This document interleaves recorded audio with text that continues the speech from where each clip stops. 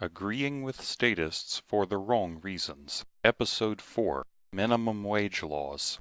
Since its first enactment in New Zealand in 1894, minimum wage laws have interfered with the market process of determining the price of labor. Such laws now exist in most countries. Proponents claim that a minimum wage improves living standards and worker morale while reducing inequality and poverty. Libertarians and conservatives have tried ad nauseum to oppose the existence or increase of the minimum wage, to little avail. It is therefore necessary to try a different approach. Let us see how minimum wage hikes can undermine the legacy economic system, and thus why one might agree with statists for the wrong reasons.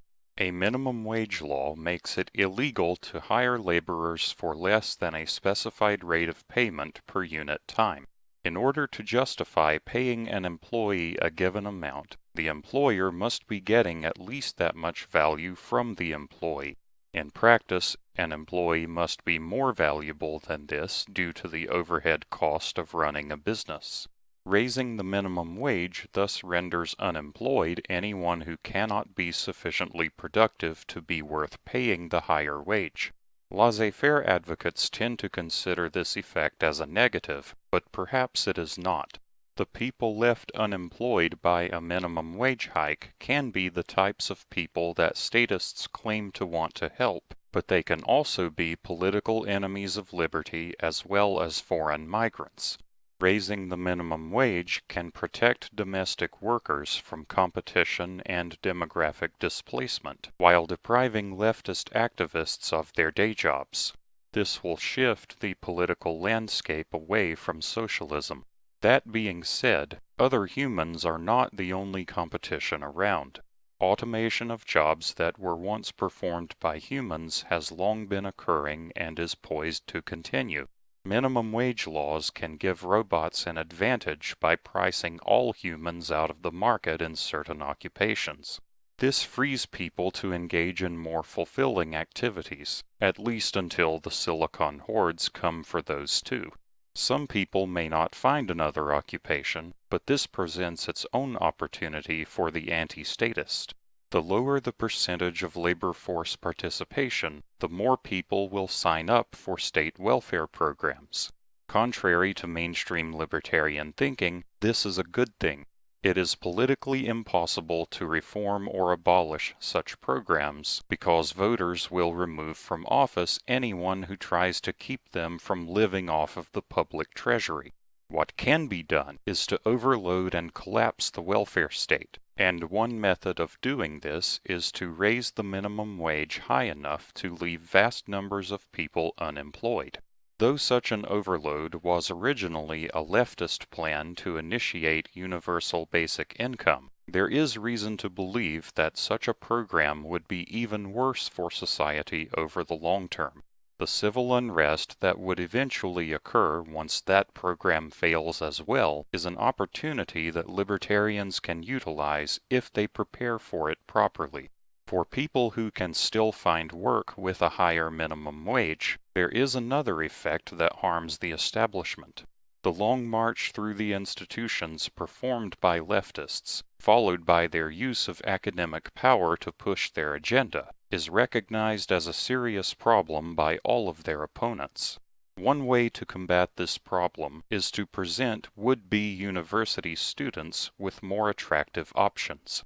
For intelligent people, higher entry-level salaries can make bypassing a degree and going straight into the workforce the best option, which would deprive Marxist professors of young people to indoctrinate. Additionally, the student loan crisis can be mitigated by not creating as much debt in the first place. Many critics of minimum wage laws point to the price increases that must result, as a price floor on wages is an additional cost of production which must be passed on to the consumer. While this may make life more difficult for the poorest people, it would also discourage degenerate consumerism in favor of low time preference behavior. Production would thus be oriented toward civic goods rather than crass desires. The increase in saving could be used to fund investments, and the rising price inflation would encourage this rather than hoarding fiat currency. Last but not least, if people cannot make ends meet in the state-sanctioned economy, then they will look for alternatives. A ban on employing people for less pay than a legal minimum is also a ban on workers selling their labor for less than that amount. But as with any other law that criminalizes a good or service that is in demand, the trade is not stopped but driven underground. This would be a boon to the informal economy in general and the cryptocurrency movement in particular. Raising the minimum wage to push people in this direction would reduce tax revenues, which in turn would increase national debts to the point of forcing spending cuts or hyperinflation. Again, the system is pathologically incapable of being reformed, so change must be imposed by external means of this sort.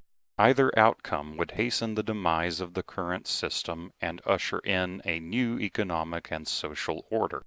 Minimum wage laws are one of the most onerous statist interventions into the market economy, but like many other government programs, they usually achieve the opposite of their stated purpose. However, the aforementioned effects will be more destructive to the establishment than to the cause of liberty, so let us support raising the minimum wage to absurdly high levels for the wrong reasons.